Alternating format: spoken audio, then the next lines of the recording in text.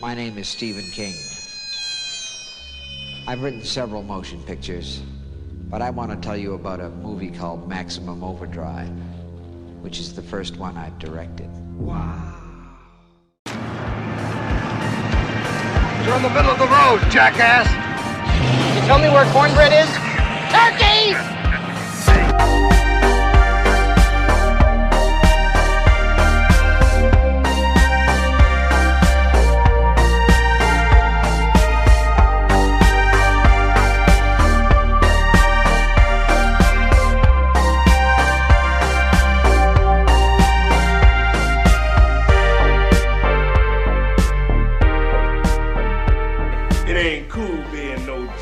Turkey, so close to Thanksgiving. Hello and welcome to another Talking Trash episode. We're just another movie night. I'm Scott. And I'm Joe. And this is another Turkey Fest, the third in our Turkey Fest November special edition. This is Scott's pick, where we're talking about trashy movies that we love. Today we're speaking about a movie that I don't think it needs any introduction. The Stephen King, based off his short story and fueled by pure cocaine, Maximum Overdrive. Yes, this is a movie where Stephen King was so blitzed on cocaine that he wrote, directed, and even stars in a moment, Maximum Overdrive. It is absolute chaos. So much so that recently Stephen King was asked, why haven't you ever directed again? And he said, have you seen Maximum Overdrive? That's amazing. It's amazing. Well, he makes a cameo. He doesn't actually star in this movie. Well, he's in it. He's in it for half a second. And it's in one of the best openings. It's a great in opening. Bad movie history. Yeah, it's a really great opening. This movie, here's the thing about this movie, and this is why I picked it.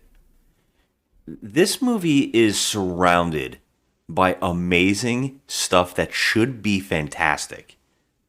But it is almost a failure on every front. But still, in bad movies, when you talk about movies that are so bad, this movie has so much that is great. Like like you see these movies that are like we just came off of Miami Connection and we saw Godzilla vs. Megalon. So far, those are the ones we've done. This movie actually has so much money going on and so much special effects that in all the movies we've ever seen be bad, this movie has so much crazy shit going for it. And so it blows my mind just how insanely bad it is. And still, I can't stop laughing during it. Well, it's from 1986, and it has really good explosions in it. It's got a lot going on. And it also has some, like, crazy acting and over-the-topness. And it's so comical. Everybody's comical. This is, when we're talking, I think we recently did a little bonus episode where we talked about ourselves. You talked about Stephen King. Mm-hmm. This is pure Stephen King nightmare. This is Stephen King on full throttle. Yeah, we also talked about in that podcast how he's done some really great adaptations. Well, of his people have done great adaptations of his books, and then there's some that are not so great, and this one falls into that category. But it's so fun that it's hard to not like it. It's odd. It's an odd movie. It's some of the decisions by the characters I'm questioning throughout the whole movie. But I mean, overall, the whole. Okay, well, we should just. I'm hoping to talk about so much. Well, I have a lot of questions, and that's why I love this movie, because I love talking about how crazy the plot is and what's happening in it. Well, we're going to get into that. Let's just do the synopsis. The easy synopsis of this movie is, it's based off a short story called Trucks that was in his novel of short stories called Night Shift, which is fantastic. And I think that Stephen King excels at writing short stories. When he writes longer stories, he gets very caught up in his Stephen King-ness. Mm-hmm. But yeah, the synopsis is, one day, for some reason, everything in the world electronically we'll get into that further because that's kind of baffling, just goes haywire. And we watch the survivors of a truck stop called, what is it called? The Dixie Boy? Yeah, the Dixie Boy, I think it's called. We watch the survivors of that truck stop survive a couple days. A couple days of trucks and machinery trying to kill them. Yeah. And all the trucks come to life by themselves. All the machines come. Synopsis. Yeah, that's basically the synopsis. So all the machines have come to life. Like when I say all machines, I mean like lawnmowers, and they're like killing people. Yeah. And I hope to talk about that further because it's it is crazy. very confusing. It's crazy. Yeah. So, well, this is talking trash. So we're gonna break down. We're gonna dissect the movie. We're gonna talk about things that happen in it, and on the way, we'll see if we can figure the movie out better. Right? I don't think so. So this movie starts off fantastically in a great. Well, first off, it starts off with the terrible shot of the Earth. Yeah. It looks like a really cheesy matte painting, and we get a title card that says, "Hey, there's a comet, and the Earth is in the tailspin of it," or something like that, right?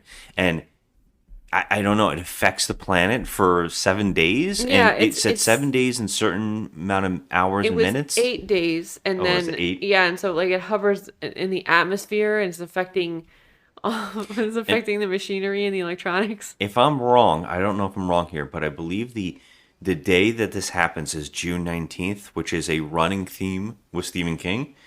He was also hit by a car on June 19th.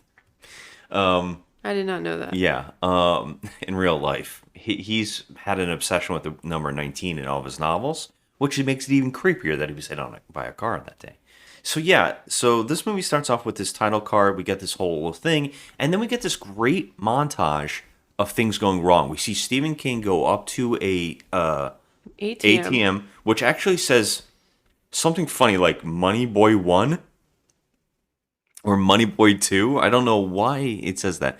That's the name of the ATM, but there's a huge sign above it that says the date and the temperature, and then it says, "Fuck you." Yeah, it just says "fuck you." And Stephen King walks up to the teller, and it says, "You're an asshole." You're an asshole. And it says it over and over and over. You're an asshole. Yeah. You're an asshole. And he goes, "Sugar tits," or something like that. "Honey buns."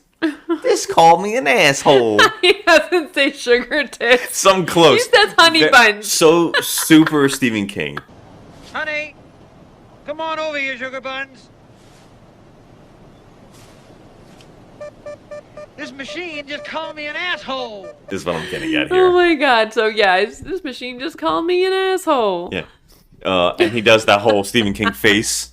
And then we get to watch a montage of a bridge going up. Well, first off, we get to see a guy picking his nose and talking to somebody while they're playing cards. Yeah, so these are the bridge tenders. Okay, first of all, they're supposed to be watching out for things. Yeah. They're playing cards. The two, they're like just typical bumbling morons. Mm-hmm. One's picking his nose, and it's just the cliche of just bumbling morons. And so... And we see the button for the bridge go in by itself, and the bridge raises while people are driving over it. So we get to see this great montage of the cars completely flying off this bridge. So much money looks like it was involved really in cool. the making of this I scene. liked it. I like that scene. And we also get a nonstop... This whole movie is one nonstop soundtrack by AC/DC. And I would say... This is one of AC/DC's best albums made for this movie. It's all based on this movie, and it's killer. Well, I think Stephen all the King tracks are amazing. handpicked them for this. He asked them specifically, even so much so that the bridge has actually got a AC/DC van of some sort on it. Yeah, that there's collapses. a van. It has AC/DC on like a whole big decal on the side of it.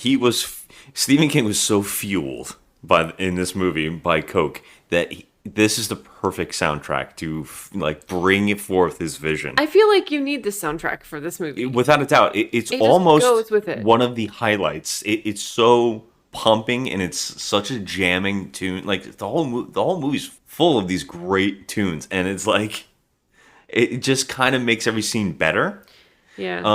Well, that bridge scene was pretty rad, but it rad. followed like a lot of tropes. Like there's a guy that's with a pickup truck carrying watermelons. Oh, watermelons are flying out like heads, exploding on everything. It's insane. It's amazing. It's like a Gallagher show on it the is. bridge. It It's hits an old reference. the windshields and like the people get hit in the head with the watermelons, and it's crazy. It's crazy. It's a crazy People are fun flying scene. off. Trucks are flying off. It's quite cool. Yeah, for the time. that's like the second scene, from the opening of the ATM thing. But yeah, you can see that it's gonna be interesting from there. Shut up, you goddamn stupid asshole! Can't you see we've got a situation here? And then I think we get the music. We get a little bit of like the title card. We see people going to the truck stop, and we also see kids playing a baseball game, a little league game, and we see the little bit of the game, and we're starting to get little bits of little things of characters that are about to happen. Mm-hmm. So we also see a man going into an arcade. We see the guys at the truck stop fueling a car with gasoline. And we keep jumping back and forth to these things while music's playing, and we get the titles of like who's in the movie. And stuff starts going a little crazy. First, the guy that walked into the arcade, we have to point out, is Giancarlo Esposito, known for playing Gus in Breaking Bad. He looks so young here that it's just hilarious to even point out it's him. It's pretty crazy how I love this actor, and I didn't even notice that it was him. Yeah. And I was like, wait a minute, that can't be him. He looked like a whole nother person. And he didn't look like, you could tell usually when someone's young and they become older, they still have the same features and stuff, but he didn't look anything like himself. He looks totally different. Totally different. And he starts, the machine with the cigarettes in it starts spitting out the cigarettes, so he starts stealing them. We also get to see the kids playing the game, and they win the game, and the coach goes over to buy soda. Come on, sodas. I'm buying. And the soda starts shooting out cans of soda and hits the guy in the crotch. And of course, all the kids are laughing. They think this is hilarious. It looks like the most painful thing that you've ever seen. And he falls to his knees and gets a soda can straight in the forehead. Yeah, and it's like the fully round, perfect dent of a soda can in his head, all bloody and gross. So the soda machine starts shooting at the kids too. We cut back to the truck station, and we see the guy pumping gas. He can't get the gas to come out, so he looks at the nozzle, and it shoots in his eyes. Like typical, silliness. Yeah, well, I mean, because he's not pumping it, so it shouldn't shoot out because they don't know what's happening yet. Right. So it shoots right in his eyes, and he's freaking out, reasonably so. And we keep cutting back between all these scenes, and we see that the kids are all getting hit with the cans. They're running. We see a kid jump on his bike and ride off, and he, for some reason, his bike flips over, and his steamroller rolls over him. Yeah, it just comes out of nowhere, the steamroller. It comes out of nowhere, comes onto the field, and runs this kid right over. Great fun fact about this scene, the MPAA asked them to cut this out, but he had filled this dummy up with blood balloons, and it accidentally went off on his head. So when the head got hit, it popped like his head exploded. Stephen King was so excited about it that he was like, that's the shot. It worked out I would perfectly. be excited too. That was an awesome shot. They made them cut it, so it's not in the movie. You get to see him get run over, but you don't see blood. Yeah, you see him get run over. There's blood. There's a little bit of blood. It's hardly there, but apparently what they cut out looked a lot cooler. That would be an awesome scene. Yeah. I mean... And so one of the kids, really smart, he's so nice of a kid, he actually checks on his coach. He puts on he's the catcher. He's the catcher because he puts on the mask. He puts on the mask and crawls up to his coach to see if he's okay, which is awesome. It already establishes that this kid's awesome. Because all the other kids were laughing and they ran off. This guy actually crawled up into danger to check on his coach. He escapes. He's like the only kid who escapes. Mm-hmm. And we find out that he's the son of the guy who got his eyes sprayed with gasoline, which happens later. We cut back to the guy in the arcade. They're looking at the guy with the gas in his eyes, and they bring him inside, and we get starting to establish more of the characters. We see the owner of the gas station, who is the biggest prick. He's played by Pat Hingley, like he's in so much stuff. He is pure Stephen King script writing. This guy speaks like Stephen King's characters in his books. He's saying things that no human being would say to people. And he won't stop saying the word Bubba. You leave without punching out, and you ain't never going to have to punch out again, Bubba. He calls everybody Bubba. This is a drinking game. If you ever want to hang out with friends and watch a funny movie and drink every time someone says something, you can drink to the word Bubba. You will be wasted halfway through this movie. This guy says it at least 57 times.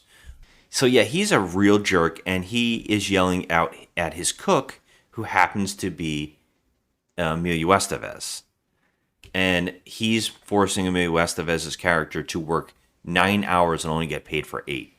Yeah, he just does everything shitty. Yeah, it turns out because Emilio Estevez is a ex-con. He went to jail when he was 20 years old, and he's holding him hostage by making him work more by saying, well, I'll tell your parole type officers. Yeah, which we learned throughout the movie that his checkered past has nothing to do with anything. It really doesn't matter. It kind of establishes his character a little bit. Yeah, a little bit, I guess. So we get to other characters in this this diner. There's a truck driver played by the landlord of Coming to America, who you can't forget this guy. He's so great. He's driving the coolest truck of all time. He's driving a giant, big, it's a toy semi-truck, but it has got the Green Goblin head on the front of it from Marvel Comics, the villain of Spider-Man. It has a giant head whose eyes light up. Yeah, it's cool. It's very cool, and I think that's the truck they're putting gas into when it shoots in the guy's eyes. That guy's there. We also get about 3 or 4 other truck drivers, and we also see the 2 gas station attendants. There's another gas station attendant as well, who is the most comically overweight, bumbling idiot who is the sidekick of the owner, who does everything he says.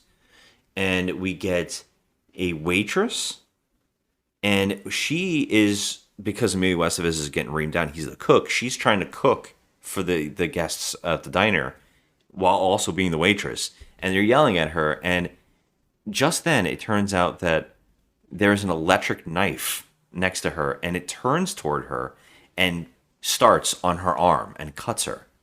And then falls to the floor and starts crawling across the floor to cut her foot. Emilio Estevez runs in and smacks it with a hammer to death. And to death. Yeah, and the other people in there are this woman just got sawed on the arm. And yeah, she should try and find an emergency room. Yeah. Some of the patrons, the truck drivers, the customers, they go, "What's the matter, sweetheart? That come and bite you?" Hey, those eggs come in Pony Express or what? Just a minute, sir.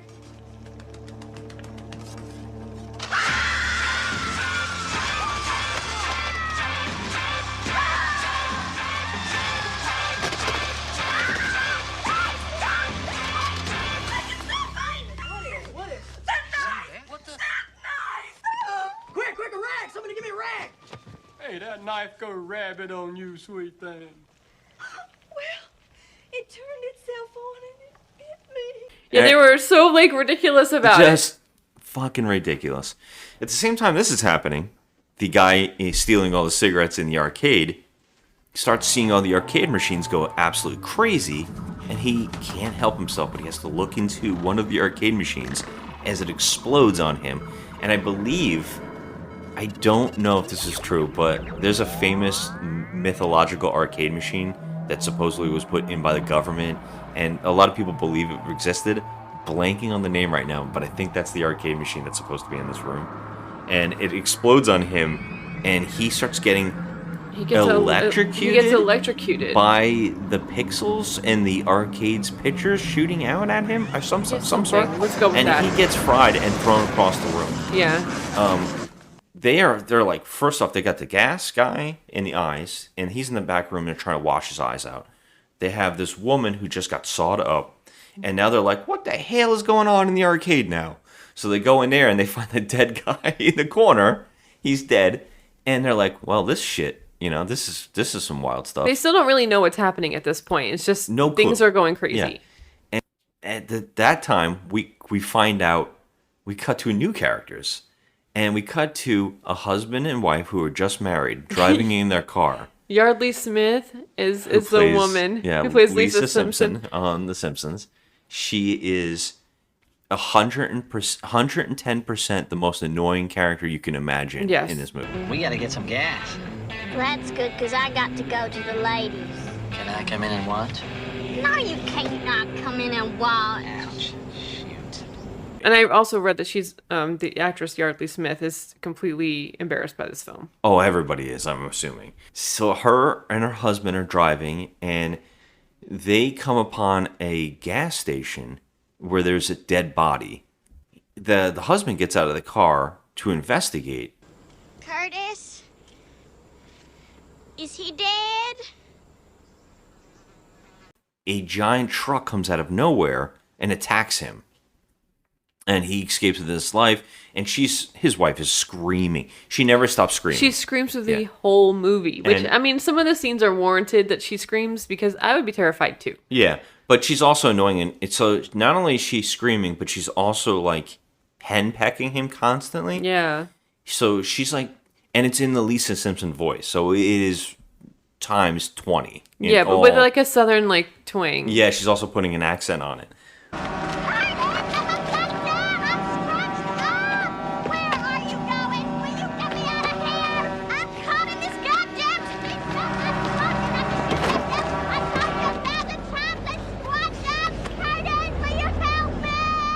But the funny part is, her husband is a very cool guy throughout this movie. Yeah, he's willing to do everything to help everybody, which is really neat. Yeah, he is. So they escape from that truck attacking them, and they get back on the road. Then we cut to another character.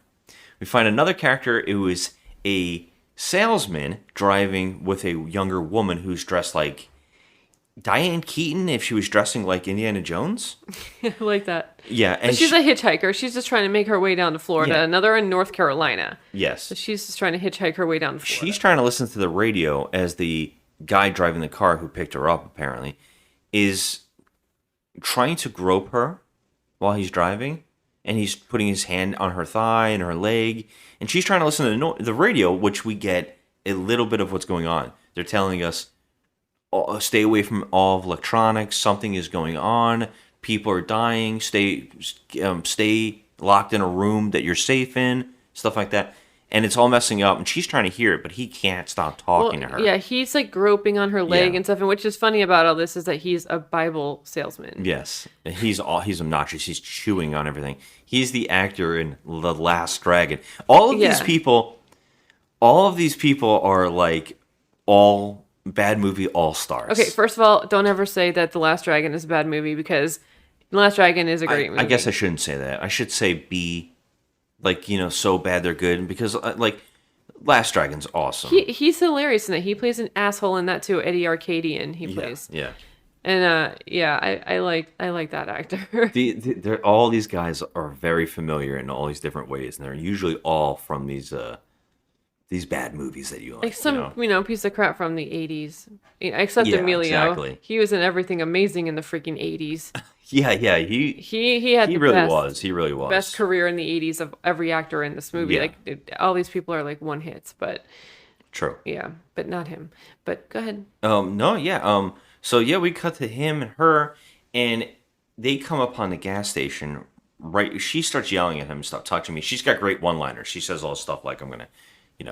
you're going to be picking your ass with a hook if you don't take that hand off of me, and stuff like that. She's saying great things, and she freaks out, and she makes him pull over, and it's at the gas station. He starts freaking out on her. And right when he does, they get attacked by the Green Goblin truck. But she pulls him out of the way and saves his life. And everybody's like, how the hell did that move? And they're like, is there anybody in the truck? And the guy who drives the truck says, well, they hot-wired it because I got the keys. Yeah, so they still don't really know what's going on at this point. Yeah. they still think that somebody's controlling these devices. They think or that someone's like doing something. stuff. Yeah, like they don't know. I mean, obviously, what would your first reaction be like? Oh, that truck is driving itself. Oh no way. Yeah. So then it's like and then the married couple ends up there too, right? So well, that happens after a little bit. Yeah. All these characters will sooner or later combine into one spot. Basically, they're all worried about it. And of course, Emilio Estevez's character is the one that's got to step up and do everything. For some reason, the truck driver doesn't go and investigate his own truck. Yeah, that's true. He comes in and he dips. Like, I don't see him again. He disappears a lot in this movie, yeah. Emilio goes in the truck and, like, searches it. And of course, there is a Green Goblin Jack-in-the-Box. For no reason whatsoever. Well, otherwise, it actually is a toy truck. It's a toy truck. It's pretty sweet. There's supposed to be toys back there. I don't know how they got the rights to this. I think about it all the time. I have to look into how they got the rights to Marvel Comics. Did they alter the Green Goblin No, that's at all? him. Straight up the Green Goblin. How'd they get... I don't know how they got the... I mean, Yeah. Stephen King, he's pretty I guess big, so. I mean, maybe maybe it was easier to get the rights to things like that back then. But maybe, yeah. Yeah, he goes to investigate. There's nobody in the car.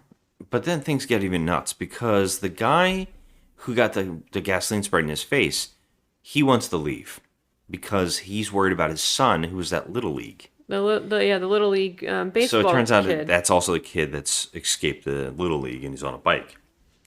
So he's like, look, I got to go find him. I'm worried about him. Something weird's going on and I'm really scared for him. And they're like, you can't see. And he's like, I don't care. I have to go. You have to let me go. Of course, he gets halfway through the parking lot and drops his keys, and a truck comes out of nowhere and runs him over. An ongoing theme in this movie is no one knows how to turn. Everybody stays in a straight line. That's true. And Bob waits and to weave. get hit. Bob and weave. Nobody knows how to turn left or right while they're running. Serpentine. Yeah, this truck hits him, runs him over, and kills him. Now they got 2 dead bodies, a woman who's got cuts all over her arms, and there's a bunch of people at this gas station. Some of the trucks, they pull that guy inside, and some of the trucks start going on their own, start driving around the parking lot. Yeah, they just keep circling. Yeah, and more cars start showing up, more trucks. And I think before that happens, I think there's like a Bible salesman guy that was with the hitchhiker. He gets mad because one of the trucks that runs over that guy runs into his car and trashes it. This is the only time he seems to care. Someone just got because murdered. he just got a new car. Yeah. You know, so he even says, he's like, look at my new car. Yeah. And so when it gets crashed and stuff, he's like, oh, fuck. He doesn't care if some guy got just run over because he was trying to sell Bibles to the girl who got cut, the waitress. All right, now wait a minute. Before you say anything, let me tell you something. This Bible has everything in it. From the creation of this beautiful world of ours to the fall of mankind. So he goes out into the parking lot freaking out, and the truck backs into him. Again, he doesn't know how to run away, and he doesn't know how to turn. He stands still, runs a little bit, and it bumps him. I think it's the Green Goblin truck. Bumps him, and he goes flying into a ditch on the side of the gas station. Yeah. It's like a little gas station moat where the waterway is, like the little canal. Are we supposed to laugh at that? Because I did, and this whole movie is laughable, if you ask me. I mean, there's so many scenes where I was just like, oh my God, come on, man. So, cut to the kid. Now, this is even better. This kid's bike ride. Everything's going crazy. We got sprinklers that are going on when he's not looking. He's riding to the gas station to try and find his spot. He's riding through regular towns, like basically regular streets with houses on it. Yeah, and there's no people around. Well, he's finding dead bodies everywhere. So they're all dead. Yeah. And bloody lawnmowers. And we got to talk about some of the dead bodies now. Because we have a woman hanging outside of her window with a hairdryer. Yeah, so the hairdryer came to life and zapped her or something like that. It blowtorched her face. It strangled her. We're just going to assume that the hairdryer... We have no idea. Well, all the machinery is bad, and it came to life and killed everyone. All right, so we got to keep pointing this out so we can get to the questions of what exactly is the movie trying to say is happening.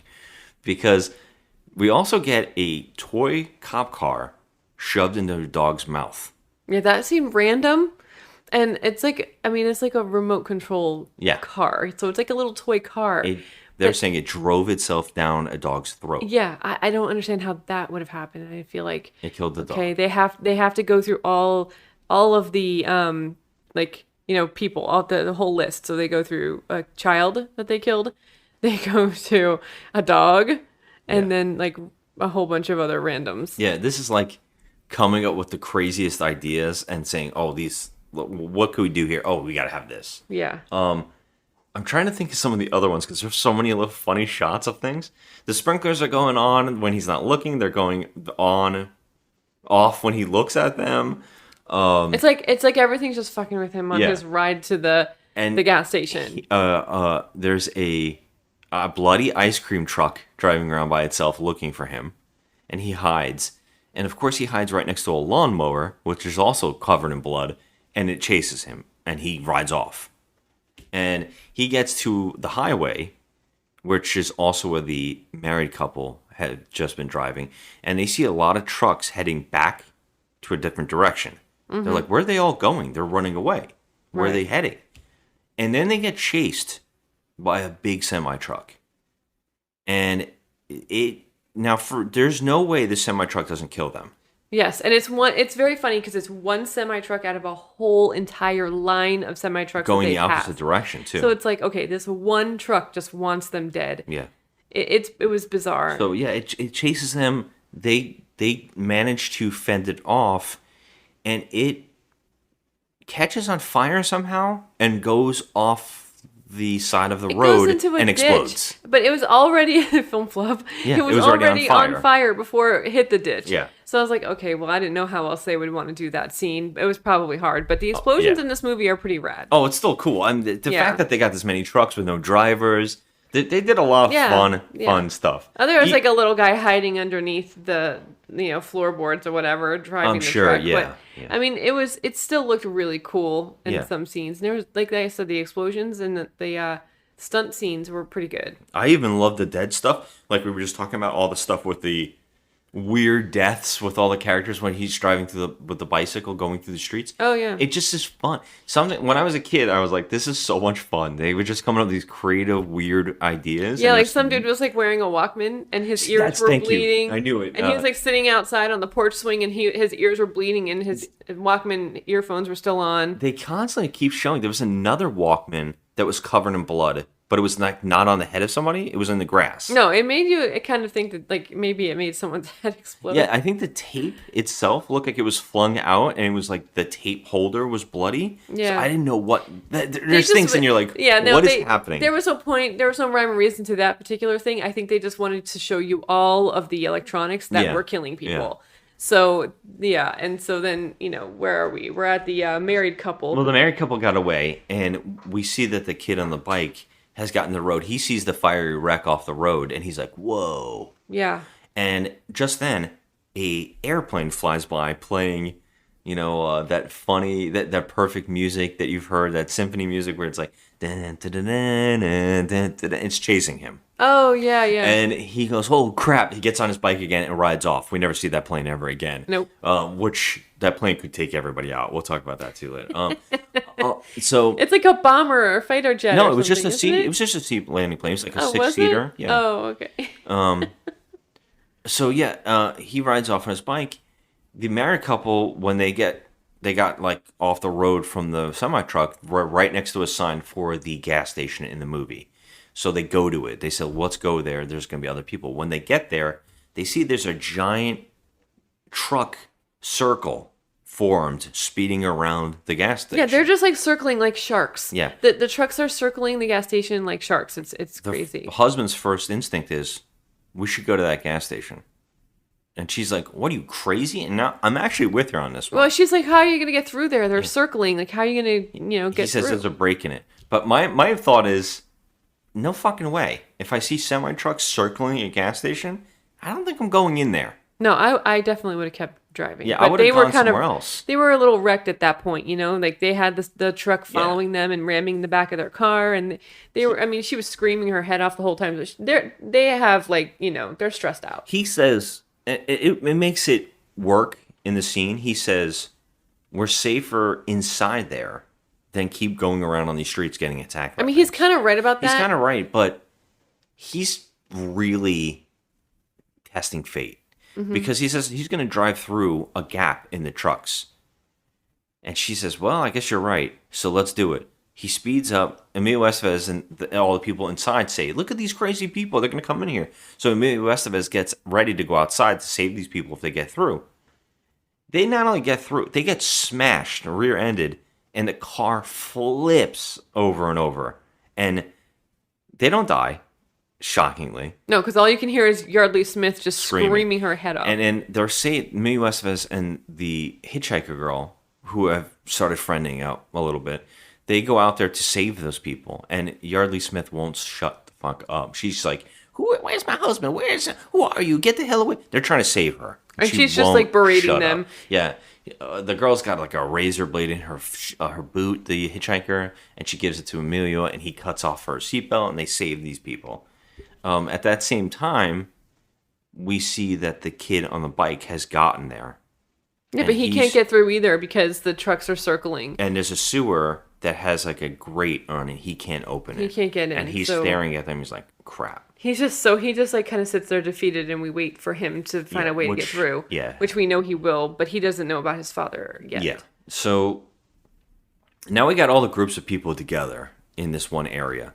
And we started getting just the craziest stuff. This movie is very bare bones when you break it down. It's like not much occurs because it's a lot of them sitting in the gas station trying to figure out what's going on.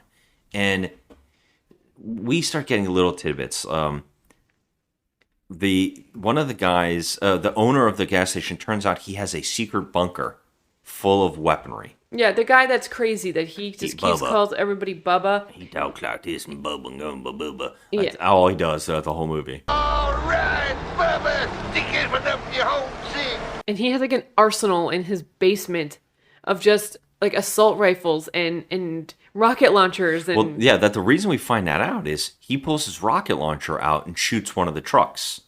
Yeah, Showing and we're who's just like, boss. okay, so where does that rocket launcher come from? You literally own a diner. Yeah. / gas station. / He also doesn't truck shoulder stop. mount his rocket launcher. He holds it under his arm, which I don't know if that's possible. It's pretty goofy if you ask me. And that happens a lot in this too. People just wielding rocket launchers just nonchalantly. Yeah, it does happen a lot. Yeah, so they see it and they go, "Where the hell did that come from?" And the one guy, his sidekick, is like, "He's got a lot," and he's like, "Shut up! Don't say any more." And so they figure it out because the way that Emilio figures that they have a lot of guns is he goes into the restroom while the underling is taking a crap. We know he's taking a crap because it's comically farting and crapping. It's like the most disgusting fart sounds of all time. Yeah, as he's talking to Emilio in this important sequence, we have to hear a dump. Yeah, I mean, I don't know why it's an important sequence. I mean, Because it's Emilio finding out that they have an arsenal. I feel like Emilio would eventually found that out. I don't know how he hasn't seen his secret It was kind door. of a pointless scene. I mean, I don't even know if we're shown where the door is. We just show that they're in the bunker. they're just in there. They don't show us how they get in or He's anything. never It's questioned just, this door. Okay, so they're just in there. Yeah, Yeah. he never questioned it. And they get in there after this guy tells them, after he's pooping, and him and the girl, the hitchhiker, who has to change her clothes, by the way, and she changes her clothes while Emilio's standing at the door guarding her. She gets in her bare feet in the stalls. Yeah, of a that was restroom. so gross. And I was like, oh my gosh, I hope that you don't mention that again on the podcast. It's so It's just nasty. it makes my skin crawl, like to be in your bare feet. And like, I don't care if it is a movie set. We just I don't watched a guy care. poop. It's So- like, there's just too much gross. Yeah. And that's all Stephen King stuff. That's like pure Stephen King. Like everybody talks in a way where humans don't talk. Yeah. That's like a Stephen King like staple. It was very extra. They were because they were in North Carolina, so they had like the southern accents. Yeah. But there's just a few of them that were so extra. Yeah, I think Stephen King has like a terminology for his dialogue because he even knows that it's like insane, and some of the adaptations will actually use some of his crazy dialogue. I think Shawshank Redemption did, like the guards say funny things. This movie is 100% that. The people are cursing and saying crazy, just wild things to each other, and everybody says baffling like dialogue. You Yeah. know, they go in, the girl and Emilio go into the bunker and they see that. I mean, this is literally a gun store down here. It's every arsenal that you can think of. It's like an army surplus store. Okay, like there's literally, what are you doing with all this shit in a freaking restaurant? Yeah. It was so weird and out of place. It's like, okay, we need this for what? Because movie? Yeah. I mean, it was stupid. It's like Blade's Lair. Yeah, it was stupid. And this guy who was like an older man who owned the gas station, like, why would you ever have this in a... It's just... It makes me sense. question, like, he's got a side business where he sells weapons to, like, the truckers. I didn't get that impression at all. Well, he's got to have some reason to do it. So, it was there's just got to be so something weird. to it. And he's shady as all hell. Oh, so. he's definitely shady. But, I mean, his rocket launchers and guns come in handy. We know that. Yeah. That's why, because movie plot, we needed it. Well, he goes, the guy, the owner, goes down to the basement where they are with the arsenal. He confronts him and says, did you tell her about your shady past, Bubba? I gotta wipe everybody's ass around here. Shitty job, but I reckon somebody's gotta do it. Ain't that right, Bubba? And all that kind of stuff. Yeah, he's a criminal, he was in jail. He held up a bank or something. And Emilio does that whole thing where he goes to the side and he's like, I got a checkered past. You don't understand. Like that whole thing. And he basically, like, grabs a gun off the shelf and threatens this guy. Don't talk to me, anymore. It was or I'll most needless, take you down. needless scene though. Like, why do we care about Emilio's checkered past? We don't give a shit. Yeah. Well, it's a humanizing moment, apparently. But they were all humanized by in one scene or another. He's the hero, so we have to get these scenes, and they're trying really hard. It doesn't work at all. No, there was a lot of pointlessness in this movie. He tells the girl, like, I was a kid, I owed someone money, I did something I didn't want to do, and it backfired, and I got the book thrown at me. Yeah, but the girl didn't give a crap at She all. sleeps She with was him right all after the up scene. on him. She was all, like, I think she's probably even more turned on by him because of that. But yeah, we don't know anything about this girl at all. Just I don't even know in the gas station where they're having sex. They have sex. Yeah, well, they're in a bed. Okay, It's it wild. was a bed. Yeah. Where? Okay, so this is a truck stop. This is a restaurant. This is a army surplus store. This is It's an arcade in this an place. arcade. Okay, this is a regular gas station. Yeah. And Pool tables, I think. there's in the back. yes, there's billiards. Okay, explain to me where there's a bed in this place. Yeah, I don't know. understand. And- It's not a hotel. There's a scene later on too where the owner comes out tucking his shirt back into his pants with the waitress who's also putting her clothes on. I don't recall that. Yeah, that happens. It's right when that all goes down. It doesn't But we'll seem get like back to she's that. the type of woman that ever No, would have. especially since there's another guy who seems to be really into her and is always worried about her. Yes. The He's waitress- like the other cook or something. I think around this time, the waitress has her first meltdown where she starts screaming, and it's the best actor. Now, first off, this actress was in JFK and one of my favorite TV shows, Oz. She was a main character. And she delivers some of the worst acting in this movie. The acting was terrible on her part. I'm embarrassed. I feel it is so humorous. She starts screaming. The whole goddamn world's going tits up. They can't. They can't. Now look, honey, you're gone and hurt yourself. Now come on, sweet thing. Don't you sweet thing me. Now why don't you, baby, just... They can't. We made them. You can! We made you! We're just some loyalty, you beauty thing! We made you! We made you! Oh, we made you! We made you! They can't! We made them! We made them! You know? Like, what is? Do you think they have feelings? Yeah. Like, give me a break. It was so every scene that she was in was so pointless and like useless to the plot. Yeah, it's just that she's having a nervous breakdown, and rightfully so. I mean, madness is happening. Yeah, so when you have a nervous breakdown, you ultimately just run outside and start swearing and yelling at trucks. I don't know if you know the AC/DC song. We made you. It is. I mean, I wish they played that clip in that song. Oh my god. So yeah, there's a guy who seems to like her a lot, pulls her back in. He keeps worrying about what she's doing.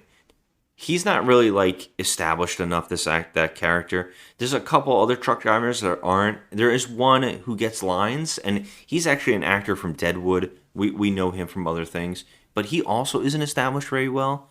There's a lot of side characters that are sitting eating their breakfast there's or whatever. There's a cowboy hat guy. There's a cowboy hat guy. I think he even makes it out, this guy. But yeah, I mean... But there's a lot of characters that they pop up after gunshots go through the freaking gas station, and you're like, who the hell is this guy? Like, we've never even seen him. Oh, I mean, they're there. They're definitely there because there's a couple of times where they have lines. I think two of the guys that you kept thinking, who are these guys? Are the guys that were like when she was getting cut by the knife. They kept going, "You all right, sweetheart? Yeah, Did and it they're bite like you?" the dumbest That's them. fucks on the planet too. Yeah, They just stand there, and that was their other scene where they were just standing there, and the guy's like, and the owner of the gas station was all like, "What do you guys want? What do you two turkeys want? Get out of here!" And they were just standing there. Oh, that's after they brought the dead body in. It was so and they're like, stupid. throw the dead body of the guy who worked for him in the basement. And then they're standing there like, and he's like, "What the hell do you two want?" Yeah, like they're just standing there, and he just yells at them. This guy died. He pumped, like we knew him. But they were standing there with this like dumbfounded look on their face. I think the one guy says, "We wanted to help," and then he's like, "Get the fuck out of here," Amelia sleeps with the girl. That one girl has a freak out, and then in the middle of the night, they start hearing screaming. It turns out that the Bible salesman is still alive, and he's screaming in the ditch. He's screaming for help, and he is comically screaming. He's like, "Help me!" It's wild, right? Everything is comical. And the husband, the newlywed, the husband, he's like, "We got to go help this guy." And they're like, "No." He's actually a really good piece of person. Crap. Yeah. This guy, the husband, he's like a cool person. Oh, without a doubt. He's so willing to go help this guy regardless. Yeah. He says, "We have to go help him. You want to hear this all night? We can't leave him out there." And they're like, I'm not going out there. But Emilio goes, "Okay, I'll go with you. Yeah, I think I have a plan." They go through the sewer drain. So they go, this is great because Emilio's character does not know there's a secret surplus army store downstairs.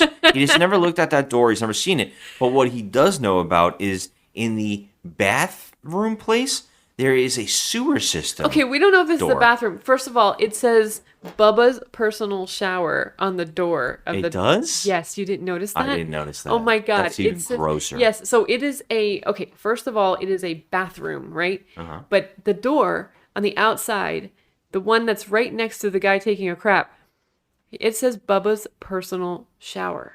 Is it the same place where they go into the sewer? Because it's like, yes, it's cut off from the building. No, they have to run to it. No, this is the same place. It can't be because he was inside the place when he was going to the bathroom, and he went in. He never left to go see him. In this scene, they have to run across really quick. You're telling me there's another building that has toilets? Yes. They ran across. Remember the husband and Emilio get stuff on their arms and they have to run across the street and they get into there's a manhole cover behind a door. Okay, yeah, that was the most... That's wild. Why wouldn't it be outside? It looked like a tool shed that had a manhole cover in it. Yes. That's right. And I'm like, like, behind what a door. Freak is it? And it looked like there were stalls for bathrooms. I didn't know what that place was. But Amelia knows that exists. Maybe but that's not what the I Army was seeing. surplus store. Maybe that is the shower. That's the shower for the truckers or something. Maybe because it is a truck stop. So that's where I saw Bubba's private shower in there. That's where I saw it. Well, that's wild too because the sewer system runs out of this. It made me think it was a bathroom, especially when they go into the sewer.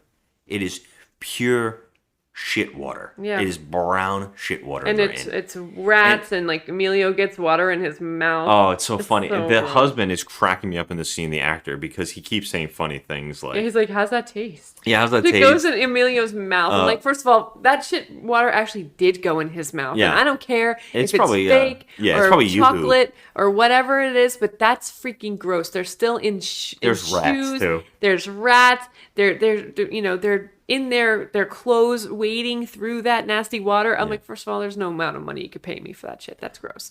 It's like Andy Dufresne. I thought the same thing. Yeah. Some vile shit. The most vile foulness I can't even imagine. Football fields. So they get in this pipe system. At the same exact time, the kid comes upon the guy screaming. And this scene is crazy. The guy, the Bible salesman that's in the ditch, becomes the crypt keeper. And he's like, grabs onto the kid's leg and says, I'm gonna kill you if you don't help me, boy. He doesn't help me, help me. He goes, pull me. It's so funny. wild. He's I'm not even like, talking like a human anymore. It's so extra. I was like, okay, did he like turn into some kind of like zombie or ghoul or something? He's like, how am I supposed to help you? I'm a child. And he goes, pull me, boy, pull me. Like, it's so wild, right? And then Emilio comes up at that moment, and he sees the kid, and the kid sees him and says, help me, to Emilio. They know each other. So he's like, help me, help me, help me. They grab him, and they get back into the sewer exactly when a truck comes and runs off the sewer pipe. Like, the truck runs off the road down the ditch where the guy is saying, help me, help me. We don't see him die, but we're assuming he dies there. He got run over, but they never go back to it. They didn't show it. They didn't talk about it. They never go back to it at all. It was like, okay, that guy's probably crushed and I guess he's gone. gone. Over for him. So they grab the kid and they go back through the sewer and back into the diner. Yeah. Oh my God. Where the owner of the diner says, your father died. Yeah, he tells him in like the most harsh Yeah. way, he's... They're like, you son of a bitch, man. And so the poor kid is now fatherless, and yeah, and they do the best they can to break. Emilio does to try and break it to him, but this kid's the best too. He needs to be in the movie. There's a reason for that later.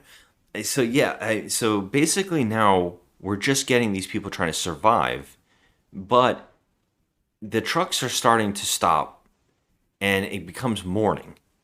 Everybody's sleeping, everybody's doing their thing, everybody's like kind of like got their place in the bar, and everybody's like off to the side. The one guy who owns the Green Goblin, he's like gone. I don't even know where he is in these scenes half the time. Yeah, he's not in the movie. He disappears a lot from the shots. The husband and wife are having a good time. Everybody's like having sex or having a good time in hell. Like this is an apocalyptic idea, and people are kind of cool with everything. That the morning comes, and then all of a sudden something happens. A construction truck shows up to start scooping Bubba's car. Thank you, Bubba. Oh, shit.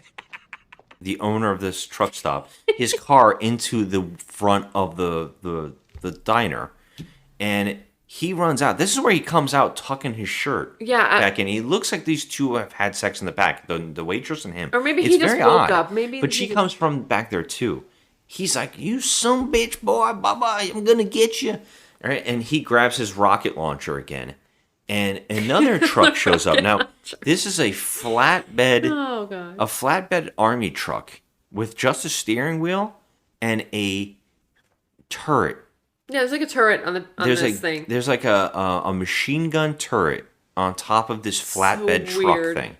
It's a tiny little car. It's like a golf cart with a machine gun on it, but it's nothing but a steering wheel. Yeah, but there's like no motor. Yeah. It's the stupidest looking thing I've ever seen. It just wheels up. Yeah. And this guy walks out with the rocket launcher, and he says, Bob, boy, I'm going to kill you, you son of a bitch. That's it.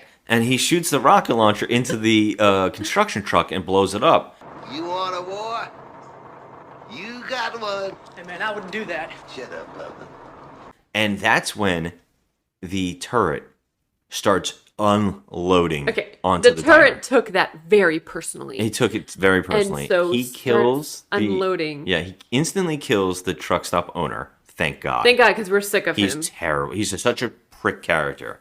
And it also kills a whole bunch of the extra the people we never see through the whole movie, but they're there. One of them walks in before it all happens and goes, he smashes two doors open and glass falls out, and he goes, what the hell's happening in here, right? Yep. And then he gets blasted. I think one of the other truckers gets blasted. And then the poor waitress runs out having a total meltdown again. It stops unloading at that point, but it unloads an entire clip. I don't know how it has bullets left after this. It does. It blasts that whole entire diner. It unloads onto the diner, and when it finally calms down, the waitress picks up the rocket launcher and goes outside and starts screaming again. Can't do this! We made you! And the Gatling gun's like, fuck you, bitch. and just riddles her. Riddles her. And she's holding a rocket launcher, so she just like nonchalantly shoots it up into the air. Well, she's just dying. dangling it. She's dying, so she like. How does a rocket launcher work in this movie? It fires. Is there a trigger? Because no one's holding it. Well, they're not holding it right. It's like it's a ridiculous, goofy. You're supposed to have like a trigger Yeah, mechanism. they're like goofballs holding a rocket launcher. It's like ridiculous. Nonchalantly just fires it up into the air. It hits another truck, which happens to be a toilet paper truck or some sort. It was toilet paper. Toilet paper shoots out of it, and it also roars. Just like what Jaws did in Jaws 4 and like a T-Rex. It actually roared. I will also say the Gatling gun, every time it unloads, also growls. Yeah, it growls. So the machines are alive. Yeah, they're alive. And they actually they have their own language, it seems. Well, that's when, oh, thank God the kid's in this, because the Gatling gun starts honking its horn. And it has no engine or anything. It's just... Yeah, and we got to talk about how things work in this, because they're not Transformers. They're not Autobots. They're not Decepticons. No. How they're moving certain parts of the truck or the car is mind-blowing. Like, well, yeah. I can understand that maybe engines came on and electricity is making electronics go nuts. But how the cars are moving, like the Green Goblin truck moves its windows, they're not automatic, they're adjustable. They're just, they're roll down. And it moves it like it's its arm. And this little this like Gatling gun truck thing. It's a wagon with a gun attached. Yeah, like I said, it's a flatbed. It's like a flatbed with wheels. It just starts honking its horn. Now I'm wondering, how the fuck is it honking the horn? It's a piece of plastic. I don't really understand this movie. Well, it's incessant. It keeps going and honking, and then finally the kid, who's brilliant, says it's clearly Morse code. Yeah, I mean, anybody who heard that would say, Morse code. I think it's supposed to be Morse code. But none of the adults figured that out. Only the little boy did. Of course, because he can actually speak Morse code. Guess what? He has a merit badge in it. He does, from Boy Scouts. Yes.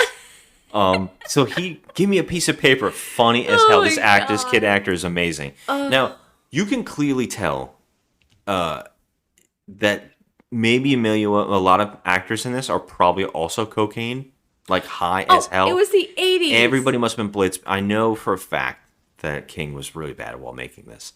So I'm sure a lot of the other ones were too. But this kid is giving it his all. It's so funny. He's like, give me a paper. Give me a pen. And he's like...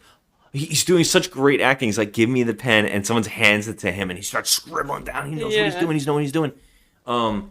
Yeah, if you want a fun fact, if you're looking up fun facts right now, Stephen King was so bad on the set of making this film on coke that he actually might not have filmed this movie.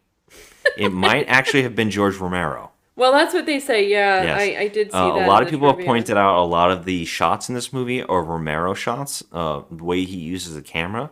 Stephen King didn't know what he was doing. This is the first movie he had ever worked on, and he had no clue what was happening. And he was already friends with Romero because I think they did a Creep Show. Yeah, so it's very questionable, and I haven't heard any actors ever admit what happened on the film because a lot of people have owned this film. Yeah, that none of these people want to say they were in it. You know, it seems like everyone was having the time of their life, just totally hamming it up and just chewing the scenery. But the kid was the only one taking this seriously. Oh, he's really giving it his all. Like, he's really trying. Oh my god.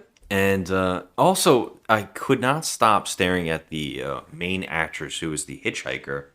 She is so loving-dovey to everybody on set. Every time there's a person doing something, she's the first one to hug them or come and make sure they're okay. Oh, yeah, she gets right in their faces. She didn't seem like a bad person. No, the character's cool. I'm just talking about the actress, the way that she was chewing up the shots. Oh yeah. So anyways, what the hell was I? Got caught up in the Stephen King cocaine thing. Yeah, because George Romero. I'm looking at the trivia and said, yeah, he actually directed a large portion of the film because King went into rehab. He went to rehab. Yeah, this is the craziest trivia. I mean, have you seen I'm just gonna ask you real fast. Have you seen the trailers for this film? No. You haven't seen the trailers where Stephen King is talking? A lot of people have directed Stephen King novels and stories. And I finally decided if you want something done right, you ought to do it yourself. It was my first picture as a director, and you know something? I sort of enjoyed it. I just wanted someone to do Stephen King right. So come and spend some time with me and my friends at the Dixie Boy. Spend some time in the dark. Please don't let us be in the dark. Help me. I'm gonna scare the hell out of you. No. Yeah, he does a whole Hitchcock thing where Oh, he talks Jesus. about the movie. I mean, he clearly says in the trivia here that he has actually said to people, "I was coked out of my head, and I Yeah. don't know what I was doing." Yeah, he had no clue what he was doing. That's just crazy. I'm surprised that we got this movie out of someone that was so screwed up, at the time. Well, we've Because, gotten lots of others. I mean, I'm just saying, like, this movie, it wasn't terribly shot. I know. I mean, well, because it might have been Romero. Yeah. It was probably Romero. But, yeah, like I said, there were some cool action scenes and, fireballs and shit. Do you also know about the person who was extremely hurt during the filming of this movie? No. What is So the lawnmower that attacked the kid early Yeah. on in the film hit a block of wood, and it splintered the wood and shot into the ADR's eye. No. And he lost his eye. No. He sued Stephen King for $18 million. Holy crap. They settled out of court. Yeah, so who knows how he lost an eye filming this movie. Oh, see, that's what happens when you try to make a movie and you're all coked up. Yeah, and the movie's insane. If you watch a lot of this, you know that people were hurt. I mean, it seems like just those fireballs alone. I mean, how do they not? Watching Emilio and the other guy crawl through the poop water, I kept saying, this looks like very uncomfortable to film. Yeah, it's gross. That's why I love the other actor. And I would say that actor's name, what he's been in, but he's only like a bit actor. He's been in a lot of TV. He looks very familiar. I think I've seen him in a couple things. But he seems to be having a ball. He's saying funny dialogue. I don't think it was written. I think it was just him doing it. That's great. But so yeah, the Morse code happens, and the kid knows the Morse code, and of course he knows the Morse code. And the Morse code is, we need fuel, and we need you to fuel the trucks. Yeah, We in won't other words, kill we any won't of you. kill you if you help us. But you have to help us. They need fuel. It's the stupidest thing. Yeah. We're running out of fuel, and we need it to survive. I will kill all of you if you don't help us. But if you do, you'll survive. I just want to point out that the hitchhiker character, the actress, the character says to Emilio at one point, I bet this is all about the comet.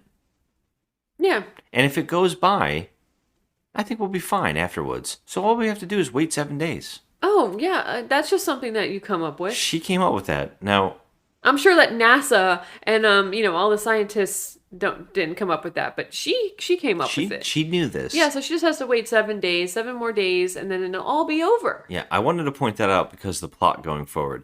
So, oh, by the way, the whole entire sky is like green. yeah, at night it looks like the was it Borealis? Yeah, Aurora Borealis.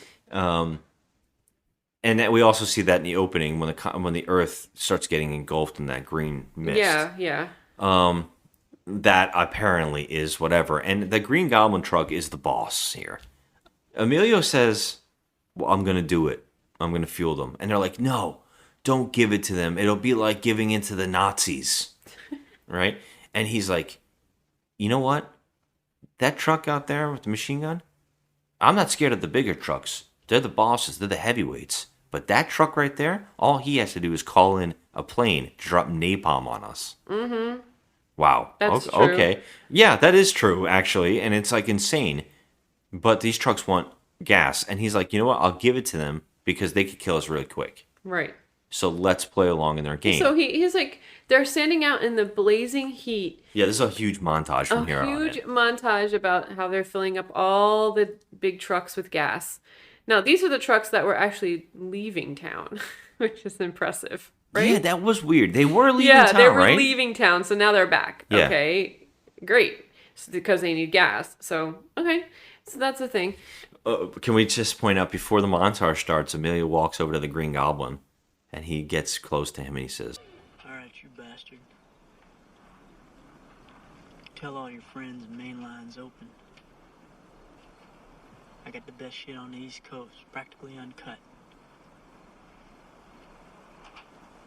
You got that fuck face? All right, you son of a bitch. We got the finest cut gasoline in all the town. So we need each other, you know? It's like a drug deal. And he says they're drug addicts. They're not going to want to kill their dealers. Yeah. All right. This is wild. Well, first off, a drug dealer will if he can get free drugs. Well, that's true. I mean, yeah. A drug addict will kill his drug dealer addict. to get free drugs. For sure. So that's a weird analogy. But just hearing him talk to the Green Goblin, he's like, you get that, you son of a bitch? And the Green Goblin's like, yeah, he like revs at him or something, right? So then we get a montage. Everybody involved in the movie now is fueling trucks in the heat and getting like heat stroke. Yeah, they all have heat stroke, and we're seeing that it's now taking its complete toll on them. Yeah. And they're just all losing their minds at this point. They run out of gas, and the trucks get mad. All of a sudden, a fueling tank truck just shows up out of nowhere. A fuel tanker shows up. It's like, we saved. And Emilio doesn't understand what's happening here, but the truck is pushing him, and he's like, what? What do you want? We have no more gas. And he would see that it's a gas truck. Right. He would know instantly what it wants. Right. But he's acting like hasn't slept and he's been in the sun for 3 days. So he's like, what? And then it's like, put my gas into the thing so you can pump more gas. Yeah, it's like, hey, dummy. Yeah, dummy. Hey, dummy, I'm a freaking gas truck. I'm trying to tell you. Yeah. I mean, it's not like the truck could actually talk. And everybody in the cast is watching this. They should have done like Bumblebee and used the radio to talk. Oh, that would have been amazing. They should have. So the whole cast is watching this, and no one's saying to him, hey, get out of the way. It's a gas tanker. They want you to put the gas in the thing. Yeah. Simple. No one says it. Everybody's looking at him like, well, they all have half a brain cell. And they're shooting it in a way where you can't tell it's a gas tank. Right, you can't because they're shooting it from the front. Yeah, it's really strange. That was a stupid thing in the movie. Suddenly, the movie just goes, okay, so I think I want to end this now. Yeah. Because Emilio suddenly has a plan out of nowhere, and the way that we find out about this plan is that he goes up to a guy pumping gas, and he says, and it's one of the guys that we really don't know well. I think he was the one that liked the waitress. And he says, hey, how you doing? And he's like, I'm tired. I'm scared. He's like, okay, well, I'm going to need you to run. He's like, what? And he's like, yeah, I got a plan. I just need you to run. He goes, when? He goes, you'll know when. I'll tell you. And they walk up to the machine gun. And he's like, oh, calm down, machine gun. We're just talking. We're doing human talk. The machine gun's actually following them as they're walking. Like, it's just, hey, I got my sights on you, mothers. Yeah. And so Emilio just throws a grenade in, spins the machine gun around, and goes, run. And they run, and the machine gun explodes. And they run into the diner where everybody has huddled into the sewer system and escapes through the sewer. Right. Now, I'm going to point out the fact that the end of that sewer was run over by a truck and should be caved in. Yes, it should be caved in because when they went in after the guy was screaming, help me. Yeah, they went in at that point with the kid. And the truck came down the embankment and smashed into I believe it's the same. It might not be the same one. It actually might be the one with the gate on it. So maybe I'm wrong with that. You know what? Maybe it is because I think he does clip the inside of it. He's I thought clipping he around kicked it. Out. Yeah, I think he is clipping it and then he bends it. So maybe I'm wrong, but I don't remember. Where was that one, and how come they never used that one before? Really? Anyways, for some reason now they're just like, okay, and everybody has gunned up. Oh yeah, they all look like Rambo. Yeah, and they're Commando, I should say. Yeah, and they watch the trucks go crazy on the diner, running over and destroying it because they're having a hissy fit. Yeah, they're pissed. They're all pissed because they killed the machine gun. Yeah, they killed you. You killed our brother. Yeah, and we're gonna get you. And they just so they think they're still in there, but they're not. While they're doing that, they just escape. And that's it. And they get pretty far. And all we really get here is they're going down like a street and they come upon a drive-through at a fast food restaurant. Yeah, oh my god, it's the weirdest scene. The drive-through where you place your order starts talking. It says they're here or something like that. It says humans here. Humans here. Now, that's not how that works. A person talks through it. Yeah. not a computer. There's someone with a headset in there. Yeah, it's like, is there a robot with a headset inside somewhere? I could not figure out what. And this is where I was like, the logic of this movie does not make any sense. I think it's one of the things that I love about it. It does not make sense. It's crazy. It's completely bonkers. Yeah. So the kid decides he's going to shoot the hell out of that. Yeah, kid blows it up with him. What does he say? He goes, "This is my father." This is for my father. Yeah, and he shoots Blah, it, blah, blah, blah, blah, and then he goes, "I don't want this gun anymore." Yeah. And the girl is always ready to comfort him, which is really funny. Oh my god. So then they go down a little further, and they're at the docks. Emilio has a plan to get on a boat and go to an island with no electronics. I mean, apparently, the boat that he's driving doesn't have a motor, but except it does. It does. So yeah, and well, this is the stuff that we have to talk about. So they get to the docks. They're all going to get in a boat. At this point, there's a ton of survivors. Yeah. Right? There's Emilio and the hitchhiker, the owner of the Green Goblin truck, another trucker with a cowboy hat, the kid, the husband and wife, the kid, and also another trucker.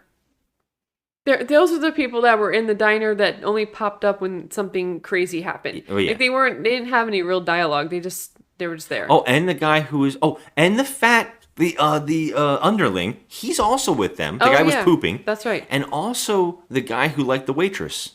That's right. So there's like how many there's like 10 or 11 people in this group. In this group. And so because we gotta kill somebody here, one of the truckers decides to walk up to a woman who seems like she's gotten killed by her car by the window rolling up and strangling her. Yeah, she's like hanging out the side of her car. Yeah. She's hanging outside the window and it's gone up on her neck. Yeah. And her ring is the most blingy ring you've ever seen. It's this giant ring. It's out of control. And this is in the apocalypse. You can see that ring from outer space, so naturally he's going to get out. So this guy's like, you know what? I got to go get that ring while everybody's getting on the boat. Yeah. And of course, silently, tiptoeing, the Green Goblin Mack truck has tiptoed up and runs him over. He just stands still. Just stands still and takes it. And gets run over. Yep. And of course, Emilio brought the rocket launcher. Of course he did. And rocket launchers the front of the Green Goblin car. And they go, yeah, fuck yeah, die, mother. And they get in the boat. And Emilio doesn't know how to untie a rope. So he gets a straight razor and tries to cut a giant rope. This must have taken forever. I would love to see that scene go on forever. They get on the boat and they sail off. Yep, but like I said, the boat, it has a motor. It could have a mind of its own if it wanted to, but it doesn't. It just lets them drive off in the boat. And then we learn in the final end scene, you see the little blurb on the screen. Yeah.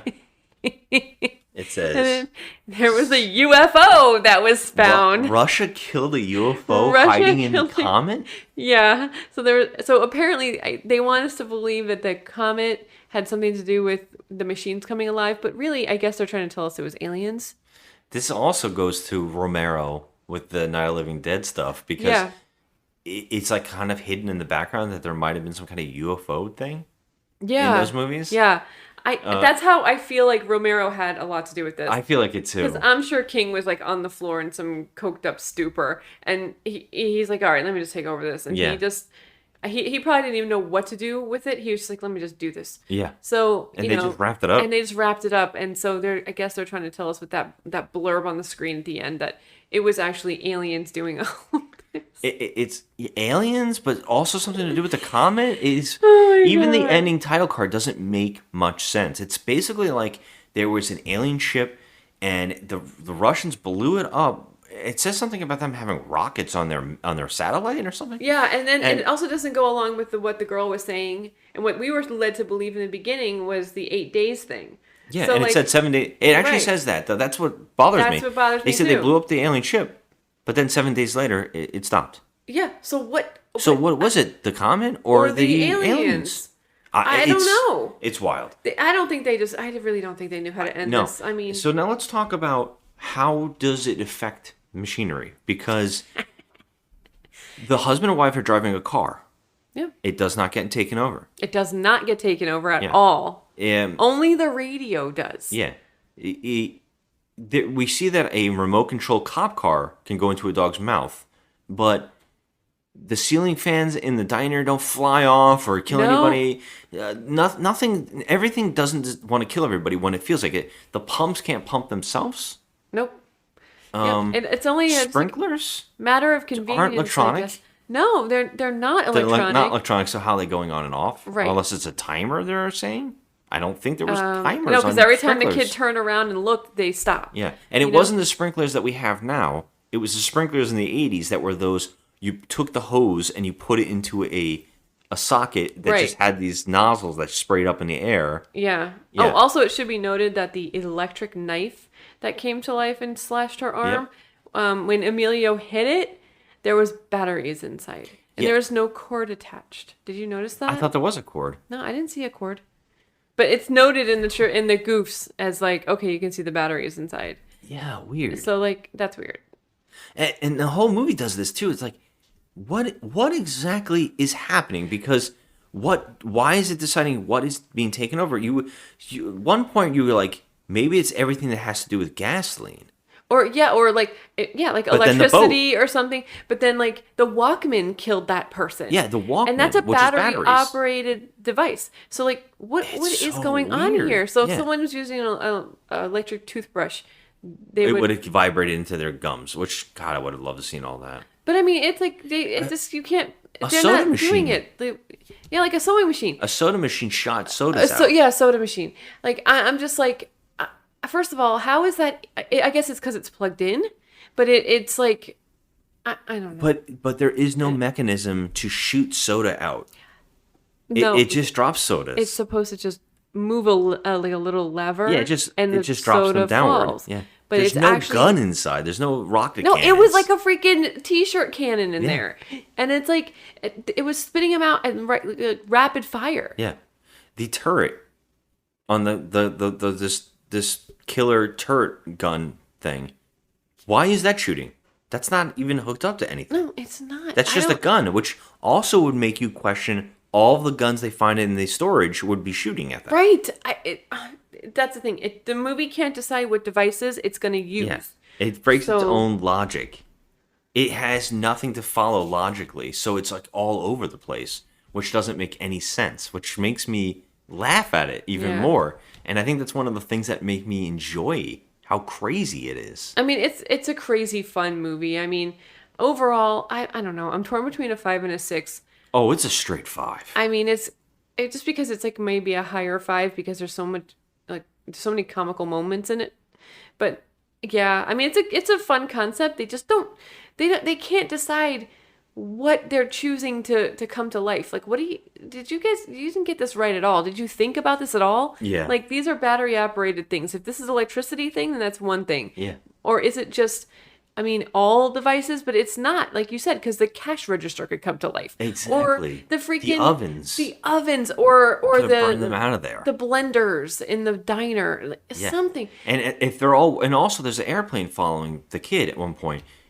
Now they get in the boat and they let it go. They get away. Mm-hmm. And all the boats aren't chasing them, or the airplane isn't chasing them. Right. It's just like everything gave up. Yeah, there's no electronics on that boat. Yeah. You know? It makes no sense. There's got to be something on that boat that is electronic. You know? Yeah. The CB radio, for fuck's sake. The CB radio, something. I mean, there's a motor in that boat because they're going at full speed. So like, okay, so how do we know if it is aliens or if it's just the comet that it will actually end in 7 days? We really don't. We don't know, but it just tells us it's over. But how do they know? They're going to be on an island. How do they know? Yeah, I can't. Yeah. Yeah. It's wild. This movie's a 5. This movie is hilarious, and that's why I want to talk about like how it's so bad it's good. It really is. It's such a cheese fest, such a weird movie made by the strangest circumstances, and it is what it is. Out of the 3 movies we've watched so far, where are you ranking this one? And I picked this as a wild card because I think this one's so wild it had to be talked about. So we've already watched Megalon, Godzilla vs. Megalon, and we watched Miami Connection, and now this one. Okay, so the best to the worst. Yes. I'm saying Miami Connection's the best. Godzilla's the next one, Wow, and this okay. one's the third. This is in the back. This is in the back. This is in the way back. Are you going by the fact of what you would watch again?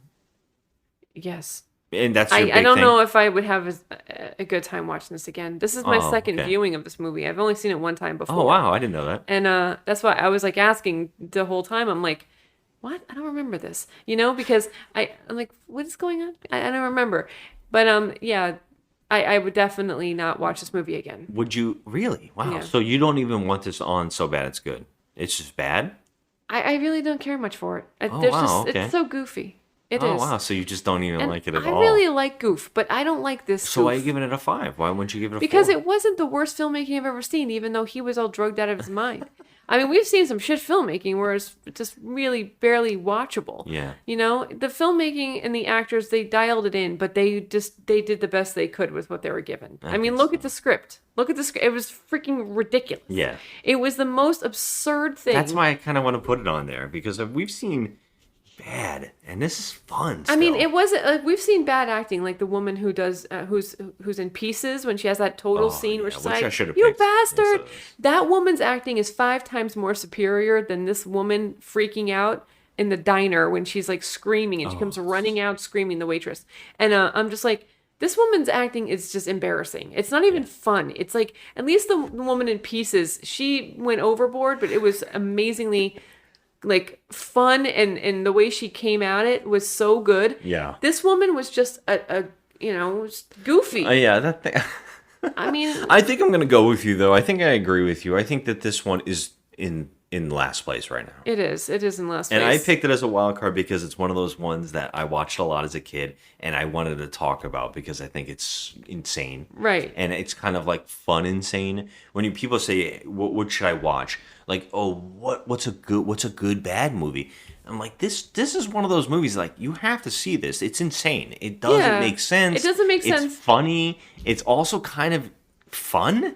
It is fun in a way that, okay, you can watch it when you're a kid in 1986 when it came out, and then if you watch it again 30 years later or whatever, it like, starts getting a little okay, grating. this is dumb. I agree.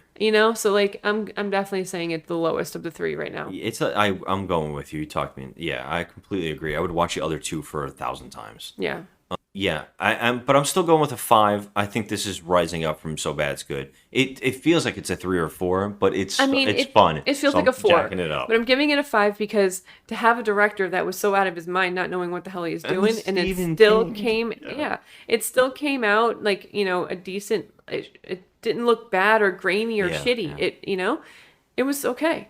So it was like, that's why it's getting a 5, and there were some really good explosions, and I like that. So there you go. All right, is that all? That's what we're gonna. Oh, that's enough. Yeah, that's enough with this one. Throwing in the towel. I'm throwing in the towel of dread right now. Let me ask you a question though before I leave. Who made who?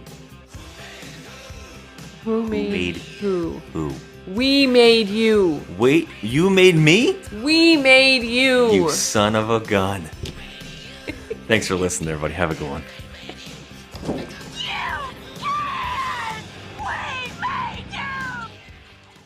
Son of a bitch! Out of my way, bitch! Huh? Fuck! I'm gonna tear him off, boy!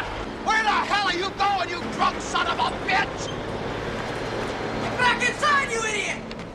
God damn it, you snot bag! Come on down!